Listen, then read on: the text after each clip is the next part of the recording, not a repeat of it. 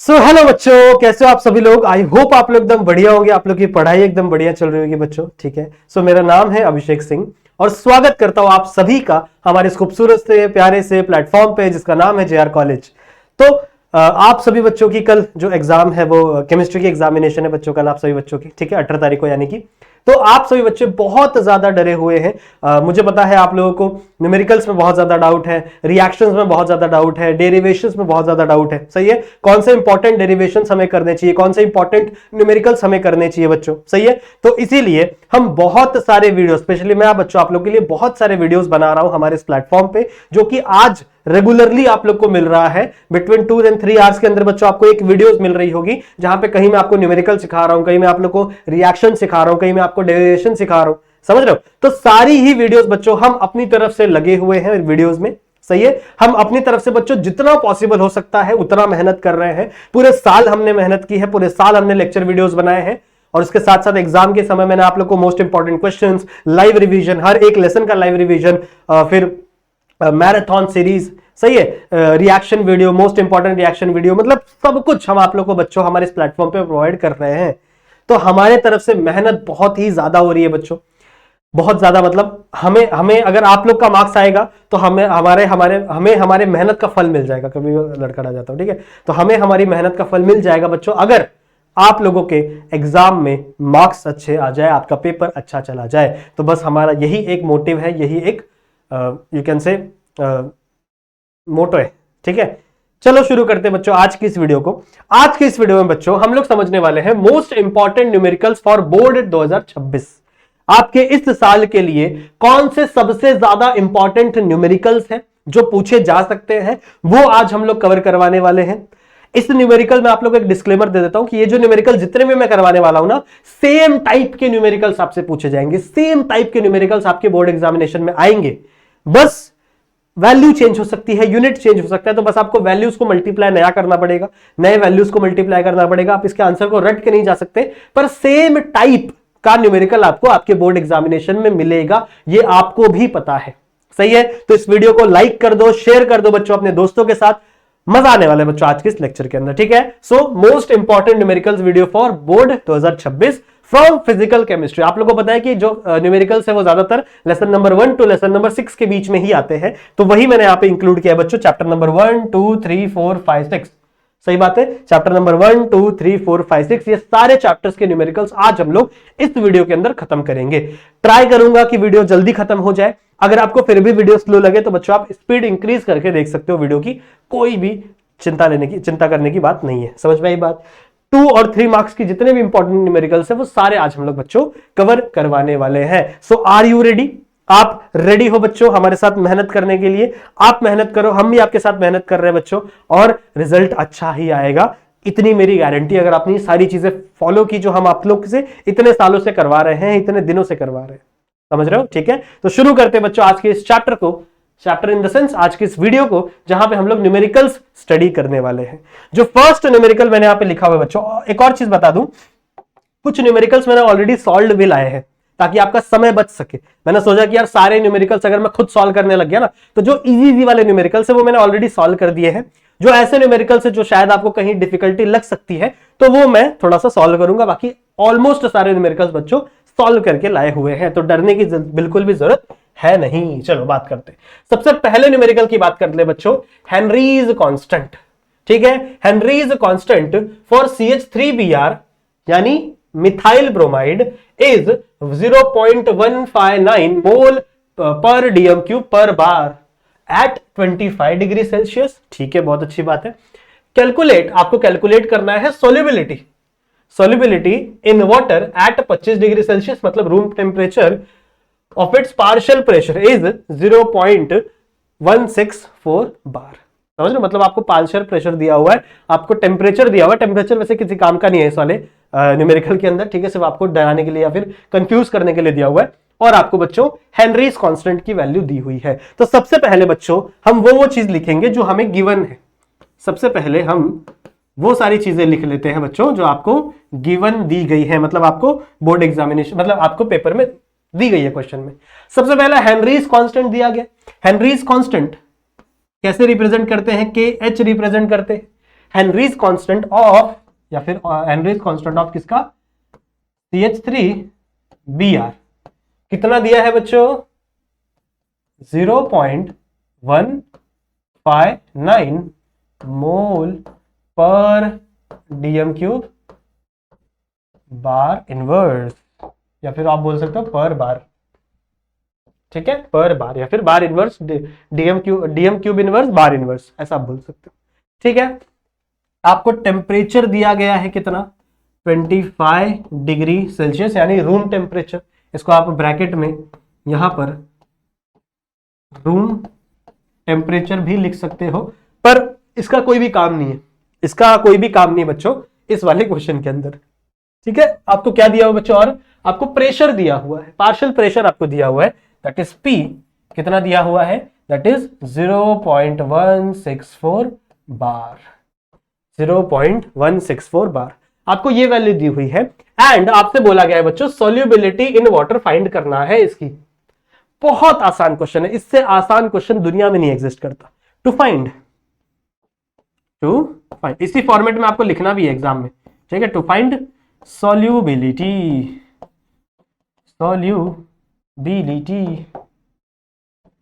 आपको बच्चों क्या फाइंड करनी है, सोल्यूबिलिटी को फाइंड करना है। समझ में आई बात?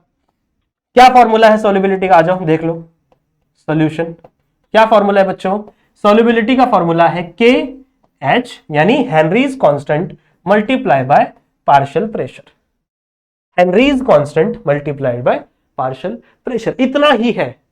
आप क्या करोगे, आप आपके पास हेनरीज कांस्टेंट की वैल्यू है, यस हमारे पास हेनरीज कांस्टेंट की वैल्यू कितना है बच्चों, 0.159 mole DM inverse bar inverse multiply by 0.164। सही बात है। देखो इस वाले वैल्यू में बार इनवर्स है और इस वाले वैल्यू में बार है, जब आप दोनों को मल्टीप्लाई करोगे, इस वाले वैल्यू में बार इनवर्स है, इस वाले वैल्यू में बार है, मतलब एक में बार ऊपर है एक में बार नीचे, तो ऊपर नीचे बार कैंसिल हो जाएगा। तो जो भी आपकी वैल्यू आएगी उसमें सिर्फ मोल पर डीएम क्यूब आएगा, मोल पर डीएम क्यूब आएगा, ठीक है। उसमें जो आंसर आएगा बच्चों आपका वो सिर्फ और सिर्फ किसके अंदर आएगा, मोल पर डीएम क्यूब। तो जब आप इसको मल्टीप्लाई करोगे, करके देख लेना, मैंने यहाँ पे ऑलरेडी सॉल्व किया हुआ है बच्चों, मैंने ऑलरेडी सॉल्व किया हुआ है, ठीक है। तो जब आप इसको मल्टीप्लाई करोगे तो you will get answer something like 0.0261 मोल पर डीएम क्यूब, या फिर डीएम क्यूब की जगह आप लीटर भी लिख सकते हो, ठीक है। डीएम क्यूब की जगह बच्चों आप लीटर भी लिख सकते हो, क्योंकि लीटर का मतलब होता है डीएम क्यूब, सही है, वही होता है।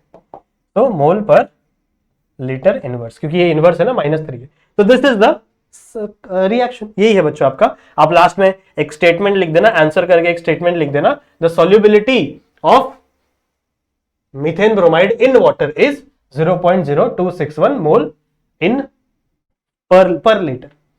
समझ में आ गया बच्चों? So this is the very best और very easiest you can say numerical, जो कि आपको कितने मार्क्स के लिए आएगा, ये आपको 2 मार्क्स के लिए पूछा जाएगा। कितने? 2 मार्क्स के लिए पूछा जाएगा। आई होप आप लोगों को कलर दिख रहा हो, इससे लिखता हूं। आई होप बच्चों आप लोगों को अभी दिखे, 2 मार्क्स के लिए आपको ये क्वेश्चन पूछा जाएगा। इसका स्क्रीनशॉट ले लीजिए, वीडियो को पॉज कर लीजिए, इसका स्क्रीनशॉट ले लीजिए, and then we will move to our अगले सवाल पर, अगले क्वेश्चन पर। अगला क्वेश्चन क्या है बच्चों? अगला क्वेश्चन क्या है? Question number 2, define conjugate base and define conjugate acid and conjugate base. ये डेफिनेशन वाला पार्ट है, ऑब्वियसली ये हम लोग को नहीं करना, क्योंकि हम लोग सिर्फ और सिर्फ न्यूमेरिकल पढ़ रहे हैं। कॉन्जुगेट बेस और कॉन्जुगेट एसिड क्या होता है बच्चों? जो एसिड और बेस से बनता है, जो एसिड आगे चल के रिएक्शन में जो प्रोडक्ट बनता है, जिसके ऊपर एक extra lone pair of electron या फिर एक extra lone pair of electron absent रहेगा या प्रेजेंट रहेगा, उसके ऊपर वो कॉन्जुगेट एसिड या कॉन्जुगेट बेस होता है, ठीक है। तो अभी उसकी बात नहीं कर रहे, वो हम लोग थियरीज में ऑलरेडी पढ़ चुके हैं। सवाल क्या पूछा गया? देखो ये सवाल 3 मार्क्स का है। ये क्वेश्चन आपके बोर्ड एग्जामिनेशन में 3 मार्क्स का आया था। रुकिए अलग से लिखता हूं। ये क्वेश्चन बच्चों आपके बोर्ड एग्जामिनेशन में 3 मार्क्स का आया था, जिसमें 1 मार्क्स आपको ये समझाने के लिए था और 2 मार्क्स का ये न्यूमेरिकल पूछा गया था। क्या है न्यूमेरिकल में? द हाइड्रोक्सिल आयन यानी OH- आयन, इसका कॉन्सेंट्रेशन एक एक्वस सॉल्यूशन में कितना है? 2 × 10⁻⁴ मोल पर DM cube, calculate the pH of the solution, मतलब आपको सॉल्यूशन का पीएच कैलकुलेट करना है। बड़ा ही आसान क्वेश्चन है, बड़ा ही आसान क्वेश्चन है। देखिए कैसे होता है, देखिए कैसे होता है। हाँ देखिए कैसे होता है बच्चों। सबसे पहले क्या है गिवन, क्या है बच्चों given, concentration of hydroxyl ion, ठीक है, हाइड्रोक्सिल आयन का कॉन्सेंट्रेशन किसके अंदर, NaOH में ना। सो NaOH के अंदर जो OH माइनस आयन है इसका कॉन्सेंट्रेशन, कॉन्सेंट्रेशन के लिए हम लोग डब्बा बनाते हैं। इस कितनी है बच्चों कॉन्सेंट्रेशन, 2 × 10⁻⁻⁴ मोल पर DM³ या फिर आप ऐसे पर भी लगा सकते हो या फिर DM-3 भी लगा सकते हो, that is nothing but DM³, ठीक है। टू फाइंड, क्या फाइंड करोगे बच्चों आप, यू विल फाइंड, क्या फाइंड करना है हमें, पीएच की वैल्यू आपको फाइंड करनी है, सही है। आपके पास OH का कॉन्सेंट्रेशन है, आपको पीएच की वैल्यू क्या करनी है, फाइंड करनी है। बहुत ही आसान है, बहुत ही आसान है। सबसे पहले आप क्या फाइंड करोगे, सॉल्यूशन, ठीक है, सॉल्यूशन। इसको मैं दो पार्ट में बांट देता हूं अलग अलग, ठीक है। हमें पता है बच्चों POH इज इक्वल टू क्या होता है, POH is equal to minus log of concentration of OH होता है, यह आप लोग ने पढ़ा है। POH का वैल्यू क्या होता है, POH का वैल्यू होता है minus log concentration of OH। आपके पास कॉन्सेंट्रेशन ऑफ OH की वैल्यू है, yes we have the value, तो आप इसको पुट कर दीजिए, माइनस लॉग, यहां पे टू द बेस 10 डाल दो, minus log to the base 10 2 × 10⁻⁻⁴, 2 × 10⁻⁻⁴। अब यहां बीच में मल्टीप्लाई है, तो अगर बीच में मल्टीप्लाई होगा तो बच्चों आपका लॉग क्या हो जाएगा, चेंज हो जाएगा ना, आपका लॉग इसके साथ भी लग जाएगा, इसके साथ भी लग जाएगा, मतलब बीच में एडिशन आ जाता है। तो कैसा हो जाएगा बच्चों, माइनस, इसको ब्रैकेट में डाल दो, लॉग टू द बेस 10 2 के साथ plus log to the base 10 10⁻⁻⁴ के साथ, सही है। अगर मैं इसका सॉल्यूशन बताऊं, अगर मैं इसका सॉल्यूशन बताऊं तो क्या होगा, 10 और 10 कैंसिल हो जाएगा, -4 आगे आ जाएगा, मतलब लॉग और ये 10 कैंसिल हो जाएगा, -4 आगे आ जाएगा।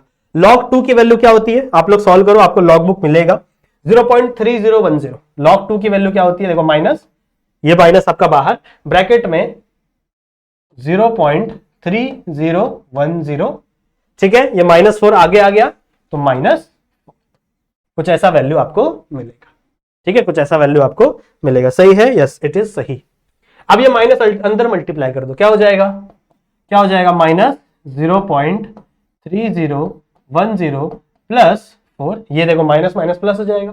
अब प्लस माइनस माइनस होता है, प्लस माइनस माइनस होगा, मतलब इन दोनों के बीच में माइनस होगा, पर साइन किसका लगेगा, बड़े का साइन लगता है ना, यानी प्लस का साइन लगेगा। तो जब आप 4 में से ये माइनस करोगे तो आपको मिलेगा बच्चों ऑलमोस्ट 3.6990। देखो ये सब आप कर सकते हो, मैं भी कर सकता हूं यहाँ पे कोई, लेकिन ये समय वेस्ट करेगा ना बच्चों। ये माइनस मैं यहाँ पे कर सकता हूँ, आपको लगेगा सर को तो आता नहीं, ऐसा नहीं है बच्चों, मुझे आता है, मैं यहाँ पे मैं खड़ा हूँ, किस लिए खड़ा हूँ, ठीक है ना, मुझे आता है, पर ये समय वेस्ट करेगा, इसलिए मैंने चीजें ऑलरेडी सॉल्व की है, मैंने घर पे बैठ के चीजें ऑलरेडी सॉल्व की है, इसलिए मुझे समझ रहा है, ठीक है। ये आपको वैल्यू मिल गई किसकी, POH की, ये वैल्यू किसकी मिल गई बच्चों, POH की इतनी वैल्यू मिल गई, यानी 3.6990। क्या आपको POH पूछा है क्या, नहीं, आपको PH पूछा है। तो यहां पे आपको लिखना है वी नो, क्या पता है हमें पता है बच्चों कि PH plus POH is equal to 14 होता है, PH plus POH is equal to 14 होता है। तो इसको इधर भेज दो, PH is equal to 14 minus POH, सही बात है, 14, POH का वैल्यू 3.6990, कितना मिलेगा, कुछ 10 पॉइंट मिलेगा ना, 10.301। This is the value of PH, this is the value of PH। समझ में आ गया, इजी था, ज्यादा कुछ डिफिकल्ट नहीं था, मेरे हिसाब से तो बच्चों बहुत ज्यादा इजी था, मेरे हिसाब से तो बहुत ज्यादा इजी था, कुछ भी नहीं था बच्चों, बस आपको पीएच की वैल्यू चाहिए थी, आपके पास इसका कॉन्सेंट्रेशन था। इसी तरीके से उल्टा भी हो सकता है, मान लो आपको H प्लस का कॉन्सेंट्रेशन देगा, यहाँ पे NaOH है ना, मान लो इसकी जगह क्वेश्चन में रुको लिखने दो, मान लो इसकी जगह क्वेश्चन है बच्चों HCl दे दिया और HCl में H प्लस की आपको कॉन्सेंट्रेट दी, ठीक है, हाइड्रोक्सिल आयन की जगह आपको प्रोटॉन दे दिया, प्रोटॉन की कॉन्सेंट्रेशन मान लो कुछ है और आपको बोला पीओएच फाइंड करो, ठीक है, तो सेम प्रोसेस करना है उल्टा। यहां पे आपको पीएच लिखना, pH is equal to minus log to the base 10, यहां पे H प्लस आएगा, या ये माइनस आएगा, इसमें H प्लस आएगा। सेम सॉल्व करो, आपको पीएच का वैल्यू मिलेगा, फिर यहां पे डालो पीएच को इस साइड भेजो, आपको पीओएच का वैल्यू मिलेगा। तो ऐसे क्वेश्चंस बन सकते हैं। मैंने आपको बोला है टाइप सेम होगा, तरीका सेम होगा, पर वैल्यूज चेंज हो सकते हैं बोर्ड एग्जामिनेशन में, पर इसमें से ही क्वेश्चन आएंगे, ठीक है, इसमें से ही क्वेश्चन आएंगे। क्लियर है? इसका स्क्रीनशॉट ले लीजिए, इसका स्क्रीनशॉट ले लीजिए। ले लिया? ले लिया बच्चों, वेरी गुड। अगले सवाल पे चलिए। अगला सवाल क्या कहता है, देखिए, ये आपका चैप्टर नंबर 4 से है, 4th chapter. Calculate the work done, आपको W कैलकुलेट करना है in kilo joule, specifically kilo joule बोला है, मतलब आपको आंसर किलो जूल में लिखना है, ठीक है।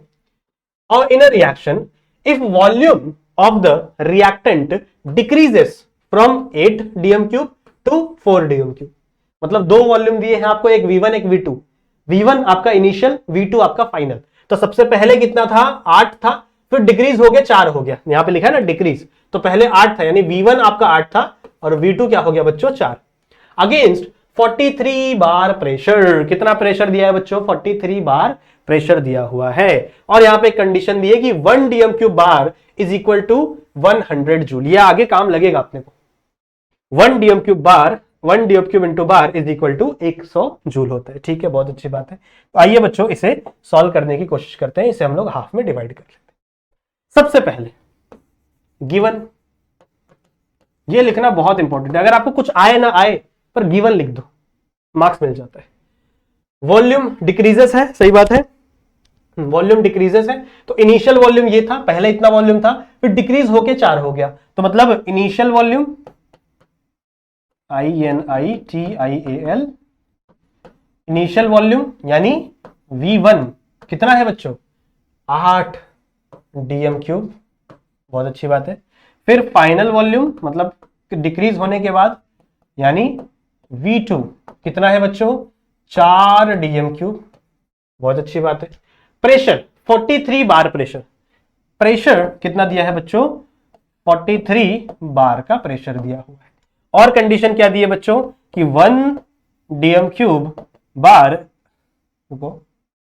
1 dm³ bar is equal to कितना 100 किलो जूल, नहीं 100 जूल, सॉरी 100 जूल, ठीक है, कितना 100 जूल होता है। इतनी चीजें हमें गिवन दी गई है। What we have to find, what we have to find, to find, we have to find work done. हमें क्या फाइंड करना है बच्चों, वर्क डन फाइंड करना है, जो भी फाइंड करना है, मान लो एक्स या कुछ भी फाइंड करना है, जो भी फाइंड करना है, पर वो जो भी आंसर है बच्चों वो किलो जूल में आना चाहिए। इसमें आना चाहिए बच्चों किलो जूल में आपको आंसर आना चाहिए। चलिए बच्चों सॉल्व करते हैं सॉल्यूशन, चलिए बच्चों सॉल्व करते हैं अपना सॉल्यूशन। अब आपको फॉर्मूला आना चाहिए, बहुत ही आसान फॉर्मूला है बच्चों, बहुत ही आसान फॉर्मूला है, W is equal to minus P delta V। ये बहुत आसान फॉर्मूला है और ये हमेशा छोटे क्वेश्चंस में पूछा जाता है। ये क्वेश्चन आपको 2 मार्क्स के लिए आ सकता है ठीक है, तो W is equal to minus P delta V। अब कुछ नहीं, जो जो चीजें दी हुई हैं उसे पुट करते रहो। लेट मी रुको, माइक मुझे परेशान करता है।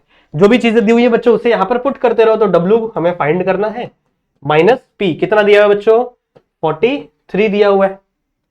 V को चेंज करना है, डेल्टा V है ना, तो डेल्टा V हम लोग को V2 माइनस V1 करना है, V2 माइनस V1 मतलब 4 माइनस 8, ठीक है, 4 माइनस 8 करना है, ठीक है, हो गया। अब माइनस 43 मल्टीप्लाई बाय 4 माइनस 8 मतलब माइनस 4, समझ रहे हो, मल्टीप्लाई करोगे माइनस माइनस कैंसिल हो जाएगा। 43 इंटू 4 कितना होता है, 43 इंटू 4 कितना होता है, 4 3 12, 2 हासिल लगा 1, 4 4 16, 17 मिल गया। आंसर किस में आया देखो, 43 बार में था ना, 43 किस में था बार में था, और 4 और 8 क्या है, 4 और 8 वॉल्यूम है, ये dm³ में थे। तो आंसर क्या आया आपका, आंसर आया बच्चों dm³ बार। आंसर जो आया आपका वो किस में आया बच्चों, dm³ बार में है। जो वर्क डन का वैल्यू है वो किस में आया, dm³ बार में आया। ये समझना बहुत जरूरी है, ये समझना बहुत जरूरी है, बहुत इंपॉर्टेंट है। देखो आपको प्रेशर किसमें दिया था, बार में दिया था ना, प्रेशर किसमें दिया था बच्चों, बार में दिया था, सही है, बार में प्रेशर दिया है। वॉल्यूम किसमें दिया है, डीएम क्यूब में दिया है। तो इनको आप मल्टीप्लाई कर रहे हो ना, तो इनकी यूनिट भी मल्टीप्लाई हो जाएंगी, इनकी यूनिट भी क्या हो जाएगी, मल्टीप्लाई। तो डीएम क्यूब बार, ये जो वैल्यू आपको वर्क डन का मिला। अब हमको एक चीज दिया हुआ है कि एक डीएम क्यूब बार, ये देखो यहां पे दिया है, एक डीएम क्यूब बार 100 जूल होता है। तो अगर इसको मुझे जूल में कन्वर्ट करना है तो मुझे क्या करना पड़ेगा, इसको 100 से मल्टीप्लाई करना पड़ेगा। सिंपल सी बात है ना। अगर एक डीएम क्यूब बार 100 जूल होता है तो इतना डीएम क्यूब बार कितना जूल होगा, बस मुझे क्या करना है, इस वैल्यू को मुझे क्या करना है बच्चों, 100 से मल्टीप्लाई कर देना। तो 172 मल्टीप्लाइड बाय 100, और ये किस में आ गया, जूल में आ गया। ये किस में कन्वर्ट हो गया, जूल में कन्वर्ट हो गया। अब किस में आ गया बच्चों, 172 1 2, ये आपका जूल में आ गया। क्या आपको जूल में आंसर चाहिए, नहीं, आपको आंसर चाहिए बच्चों किलो जूल में। देखो यहां पे स्पेशली लिखा हुआ है आंसर किसमें चाहिए, किलो जूल में। इसी स्टेप में बच्चे फंस जाते हैं, इसी स्टेप में बच्चे फंस जाते हैं, ठीक है। तो आपको यहां नहीं फंसना है, आपको किसमें चाहिए बच्चों, किलो जूल में। तो क्या करोगे, 1000 से डिवाइड कर दोगे। एक किलो जूल में, एक किलो में कितने ग्राम होते हैं, 1000 ग्राम होते हैं। वैसे एक किलो जूल में कितने जूल होते हैं, 1000 जूल होते हैं। तो work is equal to 17200 divide by 1000 kilo joule. समझ रहे हो, ये कटेगा, ये कटेगा, ये कटेगा, ये कटेगा, 10 बचा, यहां पे पॉइंट आ जाएगा। तो W is equal to 17.2 kilo joule. W is equal to 17.2 kilo joule. क्या सही हूं मैं, यस मैं सही हूं। W is equal to 17.2 kilo joule. समझ में आ गया, आपको आंसर किलो जूल में ही निकालना था। आपको आंसर आया बार में, डीएम क्यूब बार में, इसको इस वाले कंडीशन से आपने जूल में कन्वर्ट किया, क्योंकि ये 100 होता है ना, तो आपने 100 से मल्टीप्लाई किया, पर आपको चाहिए था किसमें, जूल में, तो आपने उसको 1000 से डिवाइड कर दिया। स्क्रीनशॉट ले ले इसका। डन हो गया, वेरी गुड। पॉज करके स्क्रीनशॉट ले लो। चलो अब आगे के जो न्यूमेरिकल से बच्चों, वो थोड़ा मेरे पास सॉल्व ऑलरेडी पड़े थे, तो आपका देखो 3 न्यूमेरिकल करने में मुझे कितना टाइम लग गया, 22 मिनट लग गया। इसलिए मैं इसको थोड़ा फास्ट करूंगा, और मैंने इसलिए, मुझे पता था अगर ये सारे न्यूमेरिकल्स, मेरे पास 16 न्यूमेरिकल है, अगर ये करने बैठ गया तो 2 घंटे क्लास बन जाएगी, इसलिए मैंने सब कुछ ऑलरेडी प्लान करके सॉल्व करके लाया हूं। ठीक है, क्वेश्चन आ जाओ, पढ़ो। क्या क्वेश्चन है बच्चों, इफ द टोटल वॉल्यूम, रुको कलर चेंज करने दो, कलर वो रखेंगे जो आपको दिखेगी। If the total volume of simple cubic unit cell, ये लेसन नंबर 1 का है, इज इतना, टोटल क्यूबिक यूनिट सेल का जो सिंपल क्यूबॉइडल है, मतलब SCC, उसका बच्चों वॉल्यूम इतना है। तो what will be volume occupied by the particles in the unit cell, उस यूनिट सेल में पार्टिकल्स ने वॉल्यूम कितना ऑक्यूपाइड किया। टोटल वॉल्यूम दिया हुआ है, तो पार्टिकल्स जितने प्रेजेंट है उसने कितना वॉल्यूम ऑक्यूपाइड किया, that we have to find. Volume क्या होता है, किसी भी क्यूब का वॉल्यूम क्या होता है, ए क्यूब, सही बात है ना, ए क्यूब मतलब ए उसकी साइड है, तो वॉल्यूम क्या हो गया, ए क्यूब। तो ए क्यूब आपको दिया हुआ है, वॉल्यूम दिया हुआ है बच्चों कितना, 6.817 इंटू 10⁻⁻23 सेंटीमीटर क्यूब। ओके, बहुत अच्छी बात है। हमें क्या पता है, we know, we are very smart. हमें पता है बच्चों, volume occupied by the particle simple cubic cell यानी SCC में दिस पार्टिकल्स का फॉर्मूला है ये, ठीक है, पार्टिकल्स का फॉर्मूला है ये, फॉर्मूला आपको आना चाहिए, मैं तो कुछ नहीं कर सकता।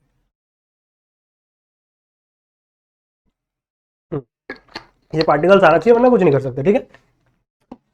ये फॉर्मूला आना चाहिए, पाई ए क्यूब मल्टीप्लाई डिवाइड बाय 6। पाई की वैल्यू 3.15 ले लो, इसकी वैल्यू दी हुई है 6.817 इंटू 10⁻⁻23 और डिवाइड बाय 6। इसको इतना मल्टीप्लाई करोगे, ये वैल्यू मिलेगी 10⁻23 डिवाइड बाय 6। इसको डिवाइड करोगे, ये वाली वैल्यू मिलेगी। So this will be your volume occupied bye particles. Particles ने कितनी वॉल्यूम ऑक्यूपाइड की है, ये इतनी वॉल्यूम ऑक्यूपाइड की। स्क्रीनशॉट ले लीजिए, देखो कितना फास्ट हो गया काम, हो गया ना। स्क्रीनशॉट ले लीजिए बच्चों। एक और है मेरे पास, सॉल्व करवाऊंगा, ऐसा नहीं, और भी है मेरे पास सॉल्व करवाने के लिए, पहले ये देख लो इतना फटाफट। फिर क्या है बच्चों, the number of octahedral void, okay, the number of octahedral void are formed in 0.5 mole of a compound. किसी भी ऑक्टाहाइड्रल जो है अपना वॉइड का, उसमें 0.5 मोल आपको लगा कंपाउंड बनाने के लिए, फ्रॉम HCP स्ट्रक्चर, ठीक है, HCP structure.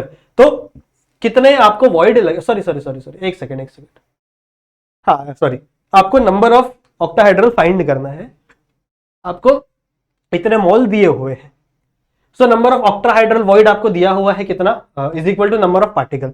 Number of particle कितने हैं बच्चों, 0.5 मोल। सो 0.5 मोल इंटू Na मतलब क्या होता है, एवोगाड्रोस नंबर। इससे मल्टीप्लाई कर दो, बहुत इजी है, 0.5 इंटू 6.022 इंटू 10⁻23। जब आप मल्टीप्लाई करोगे तो आपको कुछ ऐसा वैल्यू आएगा, यही वैल्यू है बच्चों आपका आंसर। यही है बच्चों number of void, number of particles. Easy है, इसलिए मैंने ये सारी चीजें लिख ली। ये सारी चीजें क्या करवाऊंगा, लिखवा के। ये 1 मार्क्स के लिए आएगा, 1 मार्क्स, समझ रहे हो, 1 मार्क्स के लिए आएगा। इजी है। अगले सवाल पे चलो। अगला सवाल क्या है, a compound crystallize in BCC structure. देखो लेसन नंबर 1 के बहुत सारे, द नंबर बीसीसी स्ट्रक्चर में कंपाउंड क्रिस्टलाइज हो रहा है। What is the unit cell edge length, मतलब आपको ए फाइंड करना है, ठीक है, ए की वैल्यू फाइंड करनी है। डायमीटर दिया हुआ है ऑफ द एटम 120 पिकोमीटर। अगर आपने डायमीटर दिया हुआ है तो आपको रेडियस मिल जाएगा, फॉर्मूला रेडियस का ही है। आप रेडियस का फॉर्मूला लगाओगे तो आपको डायमीटर दिया, तो मतलब यहां से दिमाग लगाओ, उसका हाफ करोगे रेडियस मिल जाएगा, ठीक है। आंसर चलो इतना है, समझ में आ गया। तो देखो डायमीटर दिया है, फॉर्मूला ये है, r is equal to √3/a divide by 4, ठीक है। डायमीटर कितना मिला है बच्चों आपको, 120 पिकोमीटर। पिकोमीटर क्या होता है, 10⁻10, ठीक है।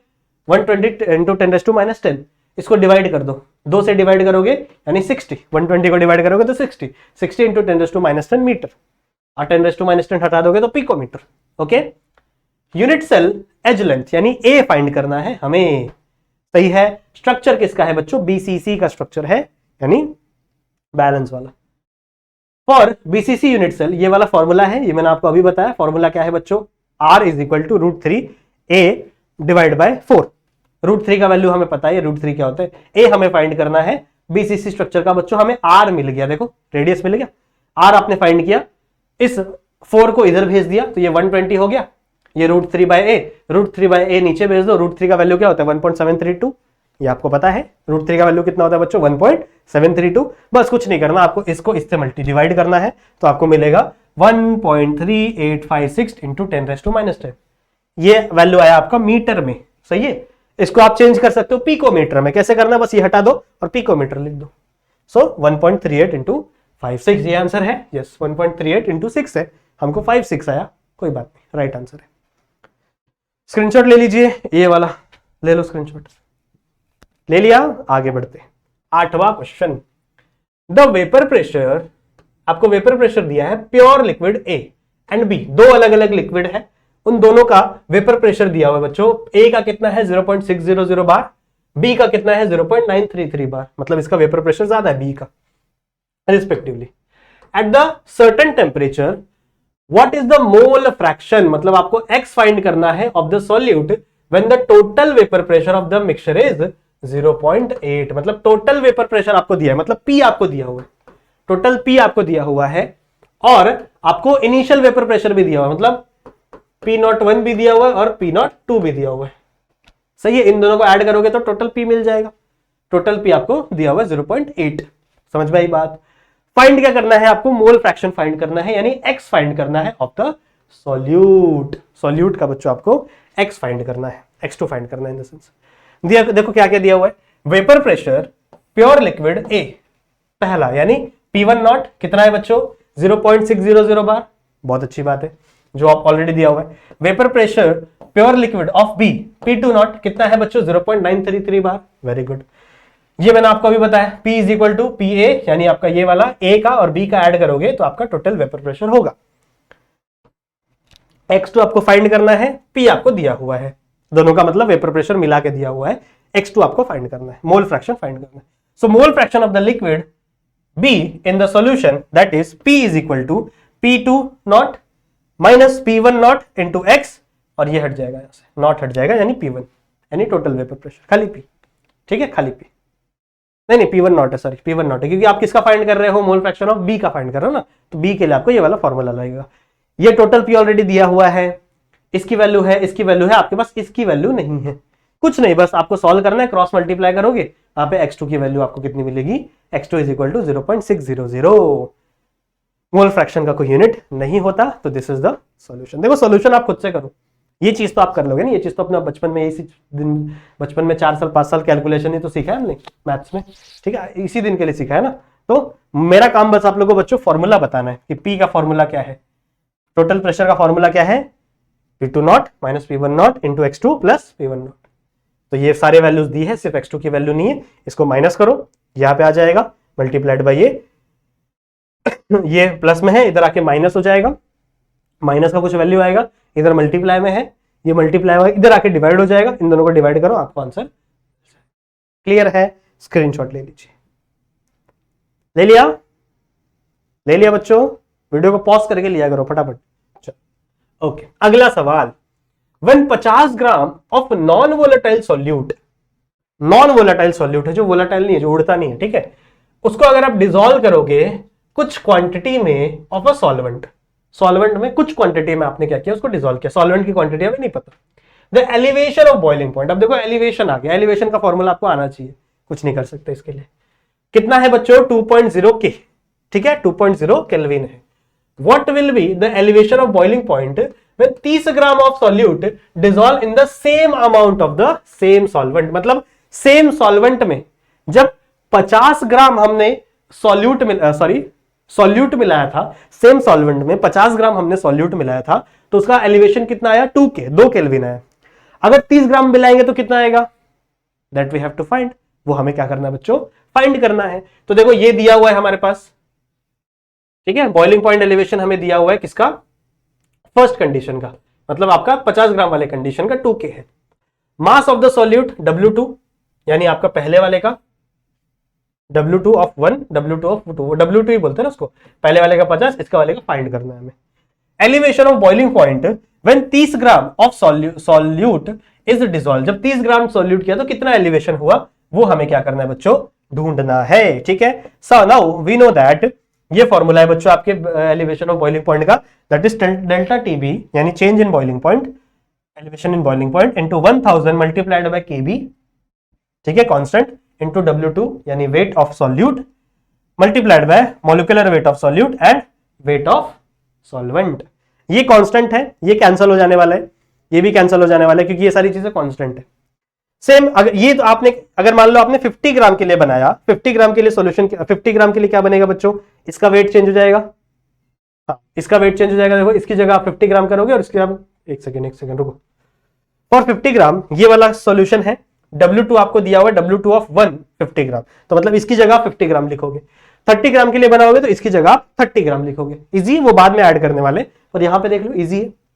अब इन दोनों को डिवाइड कर दिया, मतलब पहला दूसरा इक्वेशन, पहला इक्वेशन डिवाइड कर दिया, क्या क्या सेम है, केबी सेम है, M2 सेम है, 1000 सेम है, W1 सेम है, कैंसिल हो गया, सिर्फ क्या बचा W1, इधर W2 बचा, इधर W2 बचा, ये W2 1 का है, ये W2 2 का है, ये बचा हुआ है यहाँ पे, इसकी वैल्यू 50 है जो मैंने यहाँ पे बताया आप लोग को, और इसकी वैल्यू 30 है जो मैंने अभी आप लोग को बताया, तो आपको इसका वैल्यू है 2, क्रॉस मल्टीप्लाई करना है बस, इसको इससे मल्टीप्लाई करो, इसको इससे मल्टीप्लाई करो, तो आपको मिलेगा कितना 1.2 के।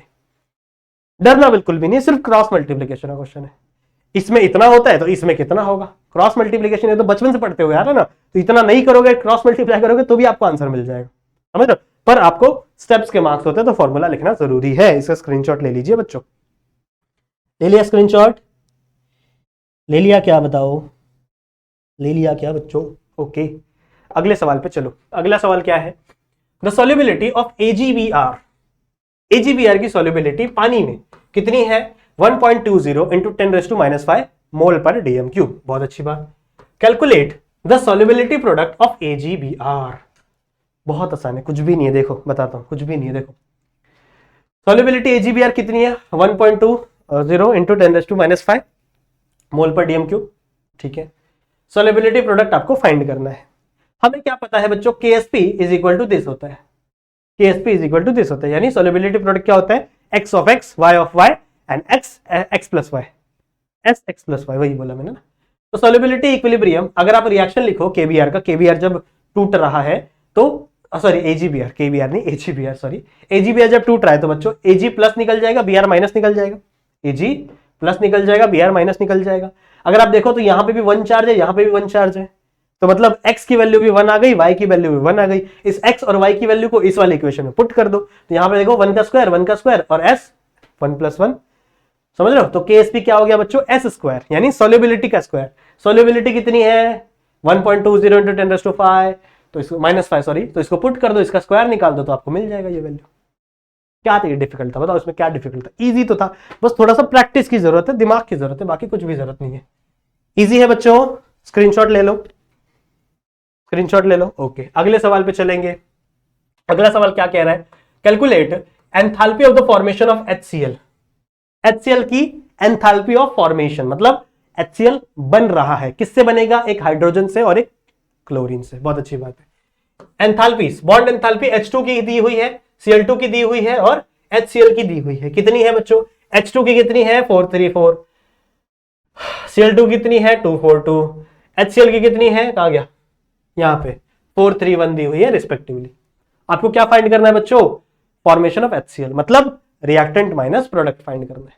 रिएक्टेंट की प्लस करो, प्रोडक्ट की प्लस करो, दोनों को माइनस कर दो। ठीक है, तो देखो delta R of H find करना है, जिसमें E of R of H आपको निकालना है रिएक्टेंट का और प्रोडक्ट का। दोनों का बॉन्ड आप ऐड करो, इसका इसमें ऐड करो, इसका इसमें ऐड करो और इसको इससे माइनस कर दो, कुछ नहीं, इतना ही करना है। H2Cl2 जब ऐड होंगे, H2Cl2 जब ऐड होंगे बच्चों, इसके अंदर कितना बॉन्ड है? एक ही बॉन्ड है, H और H का बॉन्ड है। इसके अंदर कितना बॉन्ड है? C और Cl का बॉन्ड है। सही बात है ना?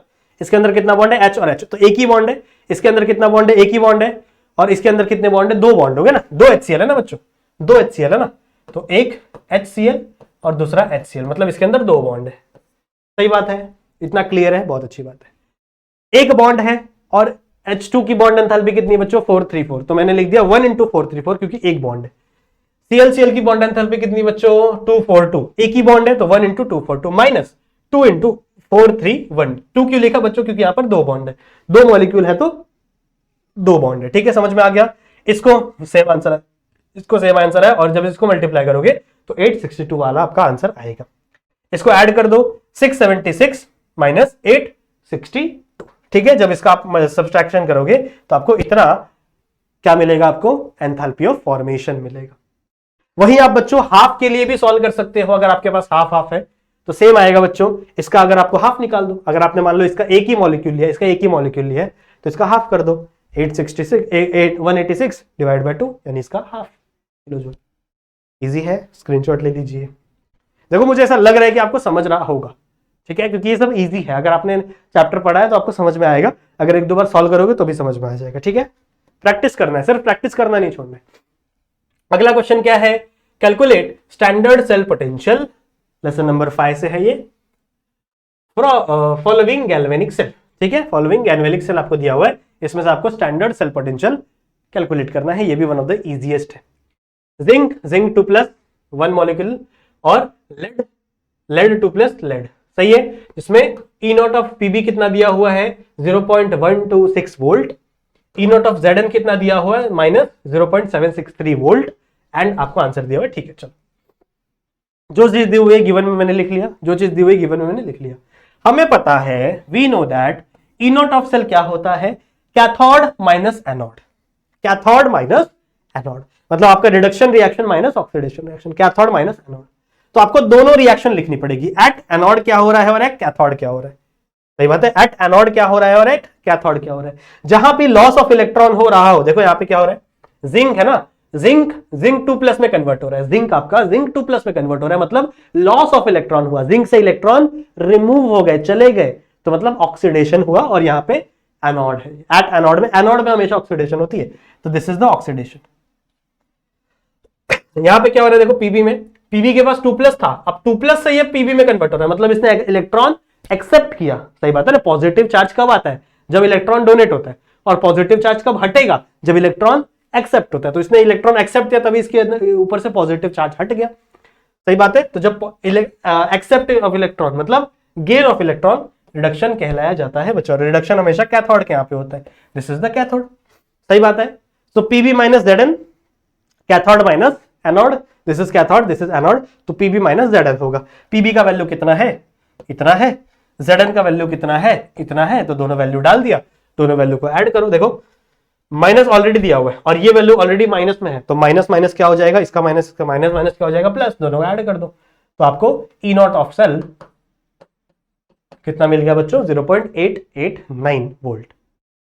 समझ में आ गया? स्क्रीनशॉट ले लीजिए, बहुत आसान था ये, बहुत आसान। It is one of the easiest. ठीक है बच्चों, आ जाओ अगले सवाल पे। ये भी बहुत इजी क्वेश्चन है बच्चों। कैलकुलेट इफेक्टिव एटॉमिक नंबर यानी EAN। ये मैंने आपको बहुत बार बोला है कि EAN आपको पूछा जाता है। तो calculate effective atomic number of ion. ये आपको कौन सा लेसन से है? ये आपके कोऑर्डिनेशन नंबर वाले लेसन से मेरे हिसाब से। कोऑर्डिनेशन से मैंने सिर्फ 6 तक डाला ना, कोऑर्डिनेशन नंबर से भी न्यूमेरिकल आता है। क्या है आपका? FeCN6। चार्ज कितना है? 4। कॉम्प्लेक्स आयन, ये आपको कॉम्प्लेक्स आयन दिया हुआ है। EAN क्या होता है? फॉर्मूला क्या होता है बच्चों? Z minus X plus Y. This is the formula of EAN। This is the formula of EAN। Z क्या है? एटॉमिक नंबर, सही है ना। Z बच्चों क्या है बच्चों? आपका एटॉमिक नंबर। X2 होता है और Y आपका 12, मतलब नंबर ऑफ इलेक्ट्रॉन। ये क्या होता है बच्चों? अपना नंबर ऑफ इलेक्ट्रॉन। क्लियर है? चलो आ जाओ बात करते हैं।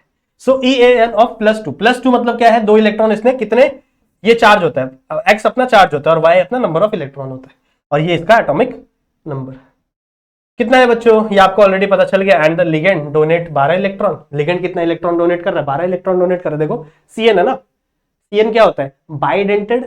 कितना है? 6 CN है, तो बाइडेंटेड है मतलब एक लिगेंड 2 इलेक्ट्रॉन डोनेट करेगा, तो 6 टू 12, तो ये 12 इलेक्ट्रॉन डोनेट कर रहा है। तो this is the electron number of total electron, कितना डोनेट किया गया। ये चार्ज किसके ऊपर? Fe के ऊपर। चार्ज बोल सकते हो, या फिर आप बोल सकते हो X is the oxidation number. Oxidation number of किसका? सेंट्रल मेटल एटम, या फिर यहां पे क्या है आपका Fe का ऑक्सीडेशन नंबर। तो मतलब आपको ऑक्सीडेशन नंबर चाहिए, आपको एटॉमिक नंबर चाहिए, और Y क्या है बच्चों आपका? Y is the number of total electron, number of total electron donated bye ligand. Ligand ने कितना इलेक्ट्रॉन डोनेट किया है वो है, और Z आपको पता ही है, Z is the atomic number of central metal atom, यानी यहाँ पे क्या है? Fe का एटॉमिक नंबर। तो कुछ नहीं, ये आपको 26 मिल गया। इसका आपने फाइंड, ये देखो ये फाइंड करना पड़ेगा, ये तो मैंने ऑलरेडी लिखा हुआ है, पर ऑक्सीडेशन नंबर आपको यहाँ से फाइंड करना पड़ेगा। पता है ना कैसे करते? इसको अपन लेते हैं x, फिर इसको लेते हैं 6, इसका -2 इज इक्वल टू 4। पता है ना बच्चों कैसे होता है? ठीक है, तो ये आपको करना पड़ेगा। ये आपको बच्चों ऐसे मिलेगा, फिर या बस क्या है, Z का वैल्यू डालो, इसका वैल्यू डालो, इसका वैल्यू डालो, यहाँ पे आ गया 36। 36 is the EAN number of this complex. हो गया, स्क्रीनशॉट ले लीजिए, उसका भी स्क्रीनशॉट ले लो, उसे नोट कर लेना जरूर से। ओके, डन है। Okay, what oxidation number of ion. देखो ये कंपाउंड दिया है और इसमें ऑक्सीडेशन नंबर यहां पर पूछा गया है। CO है, 5 दे रहा है बच्चों, मतलब यहां पे 5 लिगेंड है। ठीक है, सही बात है। कितने हैं बच्चों? 5 लिगेंड है। चार्ज कितना है? 0, कोई भी चार्ज नहीं है। तो ऑब्वियसली जब चार्ज 0 है, और ये इसका जो ऑक्सीडेशन नंबर होता है CO का, वो भी क्या होता है? 0। सही है, इसका भी क्या होता है? 0। तो आंसर क्या आएगा? आंसर भी 0 आना चाहिए ना। हाँ 0 ही तो है, 0 ही आना चाहिए। देखो, the charge of complex is 0। Charge कुछ भी नहीं है, या देखो ऊपर चार्ज है क्या? कुछ भी नहीं, तो चार्ज क्या है? 0। ठीक है, okay. Oxidation state of Fe, अगर Fe का ऑक्सीडेशन ये निकालोगे and the charge on ligand निकालोगे, तो वो भी क्या हो रहा है? 0, क्योंकि Fe का ऑक्सीडेशन नंबर निकाल के देखो, वो भी 0 आ रहा है। सो oxidation state plus Fe plus 6 into change of CO, charge of CO। तो चार्ज ऑफ CO भी क्या होता है? 0 ही होता है। CO मतलब क्या है? 0 ही है ना बच्चों, न्यूट्रल है ना, ये न्यूट्रल लिगेंड ना। ये सब पढ़ाया है मैंने आप लोग को, टाइप ऑफ लिगेंड पढ़ाया है मैंने, एसिडिक लिगेंड, न्यूट्रल लिगेंड, ये सब पढ़ाया है मैंने। ठीक है, तो या फिर क्या आएगा? लास्ट में आपका 0 ही आएगा। कुछ भी मल्टीप्लाई आप प्लस करो 0 में तो 0 ही होता है। इसको भी ले लो। इसका एग्जाम्पल बहुत सारे दिए, जब मैंने आप लोग को पढ़ाया था ना, लेक्चर लिया था ना, तो बहुत सारे एग्जाम्पल मैंने इसके कवर करवाए थे। अगला सवाल, ठीक है। कैलकुलेट, देखो वैसा ही क्वेश्चन है जैसा हम लोग ने पहले किया था। Calculate the POH of 10⁻⁸ molar of HCl solution. थोड़ा अलग है, ठीक है। क्वेश्चन देखो क्या है, HCl है, मैंने यहां H2O लिया है। एक सेकेंड, H2O रहेगा मेरे हिसाब से, क्वेश्चन मैंने चेंज किया है। H2O रहेगा, वो HCl गलत है। POH of 10⁸ molar, 10⁸ molar HCl। ये क्वेश्चन गलत है शायद, H2O है यहाँ पे, ठीक है। हाँ, तो H2O जब टूटेगा तो H प्लस और OH बनाता है। OH POH हमें कैलकुलेट करना है, ठीक है। तो मान लो ये बना आपका, ये इतना बना, और ये है -10⁸ प्लस, क्योंकि आपका POH कैलकुलेट करना है ना, तो ये कितना हो जाएगा -10⁸ प्लस आपका अल्फा, ठीक है। ये आपको पता है KW, आइसोटोनिक सॉल्यूशन, KW आपको पता है, दिस इज द वैल्यू, ठीक है। तो आप इसको इस तरफ में पुट करोगे, यानी this plus multiply by this. जब आप इसको सॉल्व करोगे तो आपको एक क्वाड्रेटिक इक्वेशन मिलेगा, this is the quadratic equation. Now इस क्वाड्रेटिक इक्वेशन को, तो सॉल्विंग द क्वाड्रेटिक इक्वेशन, आपको अल्फा की वैल्यू इतनी मिलेगी। देन इस अल्फा की वैल्यू को आप यहां पुट करोगे तो आपको P ऑफ H का वैल्यू मिलेगा, फिर इस P ऑफ H का वैल्यू मिलेगा, सही है। देखो, नहीं सॉरी, इस अल्फा की वैल्यू आपको कहां से मिली, इस क्वाड्रेटिक इक्वेशन को सॉल्व करने के बाद। जब क्वाड्रेटिक इक्वेशन 10वीं में सॉल्व करते थे, इतना तो आता होगा तुम लोगों को, ठीक है। क्वाड्रेटिक इक्वेशन सॉल्व करोगे तो ये वैल्यू मिलेगी, फिर इस अल्फा की वैल्यू को आप यहां पुट करो, देख रहे हो, 10⁻⁸ इंटू ये वाली वैल्यू, ये आपकी अल्फा की वैल्यू, तो आपको ये मिलेगा, यानी कॉन्सेंट्रेशन ऑफ H प्लस मिलेगा, कॉन्सेंट्रेशन ऑफ H प्लस मिलेगा। इस कॉन्सेंट्रेशन ऑफ H प्लस को आपको लॉग की वैल्यू में डालना है, जैसे पहले हम लोगों ने सॉल्व किया था, वो सॉल्व करोगे तो आपको PH का वैल्यू मिलेगा, और आपको पता है POH और PH इज इक्वल टू 14 होता है, +14 होता है, तो POH इज इक्वल टू क्या हो जाएगा, 14 माइनस दिस, तो POH का वैल्यू इतना आ जाएगा। ये बहुत ईजी है, एक बार ट्राई करो बच्चों, सॉल्व कर लो, ईजी है, कुछ नहीं है, बहुत ईजी है, ठीक है। ठीक है कि नहीं?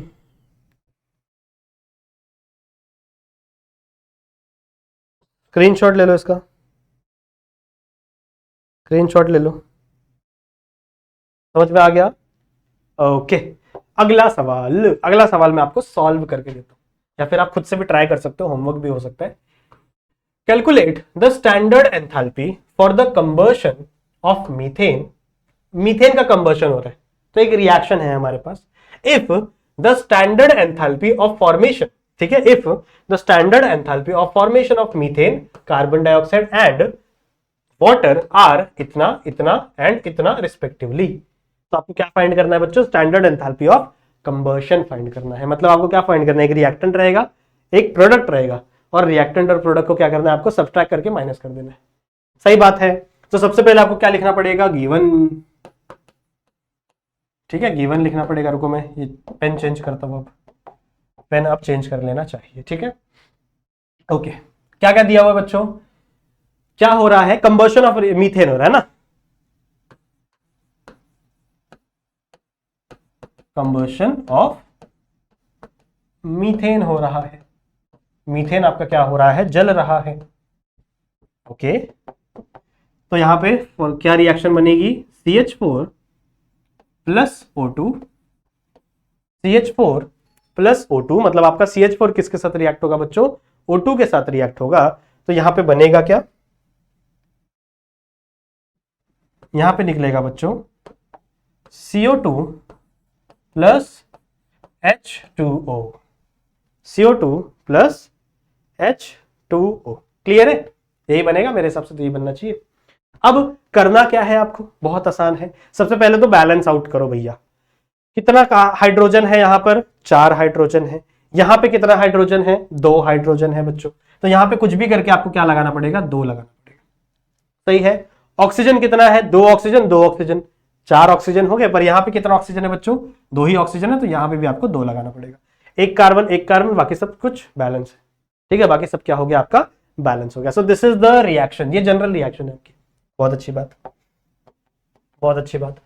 अब क्या क्या दिया हुआ है आपको, कंबर्शन ऑफ मीथेन, मीथेन का फॉर्मूला आपको, मतलब फॉर्मेशन ऑफ मीथेन दिया, मतलब delta F of H is equal of methane, इसका ऑफ मीथेन, यानी CH4 का कंबर्शन कितना दिया हुआ है, कहां गया, हाँ, -74.8 किलो जूल मोल इनवर्स, सही है। Similarly delta F of H किसका, कार्बन डाइऑक्साइड, यानी CO2 is equal to -393.5 kilo joule mole inverse. And last क्या दिया हुआ बच्चों आपको, डेल्टा F ऑफ H पानी का, H2O, H2O कितना दिया हुआ है, कितना दिया हुआ है, -285.8 किलोजूल मोल इनवर्स। क्लियर है? So calculate the standard enthalpy combustion of methane if the standard enthalpy of formation of methane, carbon dioxide and water is this. Simple है, समझ में आ गया। देखो इसका स्टैंडर्ड एंथैल्पी नहीं दिया हो तो मत लिखो, कोई दिक्कत की बात नहीं, कुछ नहीं करना है बच्चों। आपको इसका वैल्यू लिखना है, ऐड करना है, इसका वैल्यू लिखना है, ऐड करना है, और इसको इससे माइनस कर देना, सब्सट्रैक्ट कर देना। समझ रहे हो? इसको इसके क्या कर देना बच्चों, आपको सब्सट्रैक्ट कर देना है। तो जो भी वैल्यू आपको मिलेगी that will be your standard enthalpy of combustion. तो मैं ये वाला जो क्वेश्चन है ये मैं आपके ऊपर छोड़ता हूं, ये वाला जो क्वेश्चन है बच्चों मैं आपके ऊपर छोड़ता हूं। अगर आपको नहीं आता, अगर फिर भी अगर आपको कोई भी डाउट हुआ तो आप मेरे इंस्टाग्राम पे आ सकते हो, आपको पता ही होगा। अगर आपको फिर भी नहीं आया तो मुझे मैसेज कर देना, मैं आपको बता दूंगा।